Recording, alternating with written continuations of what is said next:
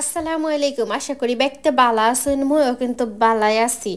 বালা আছি দেখেই কিন্তু আপনাকে সামনে এরকম সুন্দর এখন রেসিপি লইয়া আইয়া পড়ছি। আজকাল ডিম দিয়া দুর্দান্ত এখন রেসিপি তৈরি করে দেখাইমু। রেসিপিটা যদি আপনাকে কাছে বালা লাগে থাকে তাহলে কিন্তু অবশ্যই আশেপাশে হকগলদের সাথে শেয়ার করবেন, যাতে তারাও রেসিপিটা দেখা শিখতে পারে এবং রান্না করে পরিবারের হকগলদের খাওয়াইতে পারে। তো উপকরণ আমার যা যা লাগবো সেটা হইতেছে পেঁয়াজ বাটা, রসুন বাটা, আদা বাটা, পেঁয়াজ কুচি, রসুন কুচি, তারপর হইতেছে ধনিয়া পাতা কুচি, টমেটো কুচি, আর হচ্ছে মেইন উপকরণ হচ্ছে ডিম। এখানে আমি 4টা ডিম রান্না করব। বাচ্চারা কিন্তু ডিমের রেসিপি একটু বেশি পছন্দ করে, আর বাচ্চারা না শুধুমাত্র বড়রাও কিন্তু ডিমের রেসিপিটা খুবই পছন্দ করে। যেমন ডিমের যে কোনো রেসিপি আমার খুবই পছন্দ।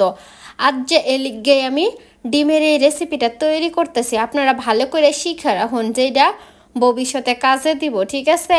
তো প্রথমে আমি মশলাগুলো খুব ভালো করে কষাইয়া লইছি, এরপরে দিয়া দিছি হইতাছে পেঁয়াজ কুচি। এখন পেঁয়াজ কুচিটার একদম ভাজা ভাজা করে লইমু, যাতে পেঁয়াজটা খুব সুন্দরভাবে একদম নরম তুলু তুলু হইয়া যায়।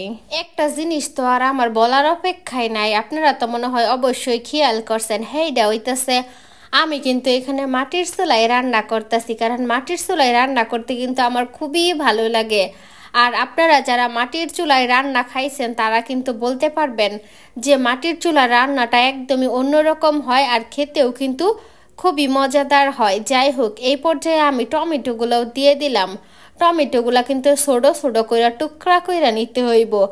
এরপরে টমেটোগুলো যখন খুব ভালো করে ভাজা হয়ে যাইব, তখন এটার মধ্যে দিয়ে দিতে হইব হইতেছে কাঁচামরিচ আর হইতেছে ধনিয়া পাতা। কাঁচামরিচগুলো আমি আগে থেকে দেই নাই, যদি আগেই দিয়ে দিতাম তাহলে কিন্তু রেসিপিটা একটু বেশি পরিমাণে ঝাল হয়ে যেত, তখন কিন্তু বাচ্চারা একদমই খেতে পারতো না।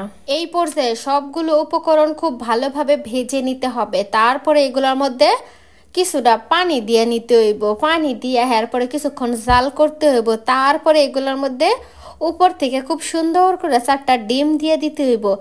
এরপরে অল্প কিছুক্ষণের মধ্যেই কিন্তু রেসিপিটা একদমই তৈরি করা হয়ে যাইব। এইখানে কিন্তু আমি আমার বাগানের মাঝখানে চোলাটা বানাইছি, কারণ প্রাকৃতিক পরিবেশের মধ্যে রান্না করতে কিন্তু খুবই ভালো লাগে। এইখানে আমি ডাটার বিচি ফেলছি।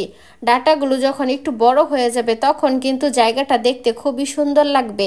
এখন হয়তো দেখতে খুব একটা সুন্দর লাগতেছে না, তবে আমার এই জায়গাটা আমার খুবই পছন্দ, এই জন্য কিন্তু আমি এই জায়গাটার মধ্যে মাটির একটা চুলা বানাইছি। যাই হোক, দেখুন 4টা ডিম কিন্তু দিয়ে দিছি। ডিমগুলো দেওয়ার পর এখানে দিয়ে দিতে হবে সামান্য পরিমাণ পানি। এখানে কিন্তু খুব বেশি পানি ব্যবহার করতে যাবেন না, তাহলে কিন্তু রেসিপিটা খেতে একদমই ভালো লাগবে না। আর চেষ্টা করবেন গরম পানি ব্যবহার করতে। যে কোনো সময় রান্নার সময় যখন আপনারা তরকারিতে ঝোল দিবেন তখন কিন্তু গরম পানি ব্যবহার করতে চেষ্টা করবেন, তাহলে কিন্তু তরকারির স্বাদটা অনেক গুণে কিন্তু বেড়ে যায়।